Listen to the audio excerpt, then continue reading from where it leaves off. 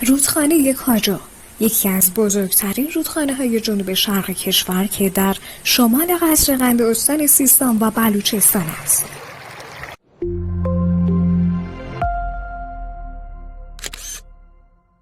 در ابتدا رودخانه کاجو با عنوان رودخانه گاجان در میان بومیان این منطقه به کار گرفته می شده و شهر قصرقند هم با عنوان گنجابه. وجه تسمیه و شباهت این دو عنوان رو در این دانست که شهر قصرقند یا همون گنجابه حاصل و آورد آبی است از رودخانه گاجان.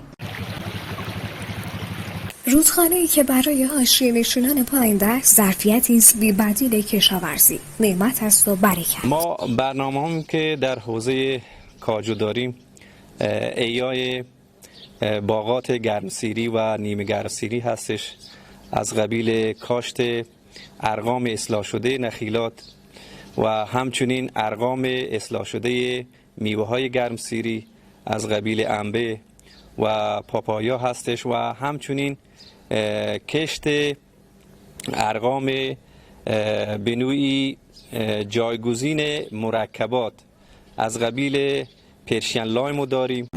همه مردمان بالادست این رودخانه خروشان در کنار رونق کشاورزی و دامداری مصیبت است و خسران. باران دیگه میشه دیگه راه نداریم و آب که کمه با موتور میریم دیگه، اگر آب که زیاد باشه نمیتونیم، باید از بالای کوه بیایم قصرقند برای خرید اینجور چیزا. کاجو ما هنچه آب بی از آب نه راه نه هیچی. رودخانه کاجو در کنار این مشکلات یک ظرفیت گردشگری است برای گردشگرانی از جاسک تا راسک.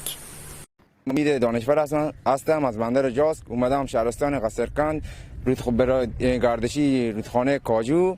کاجو هر موقع میای دیگه، هر سال میام اینجا.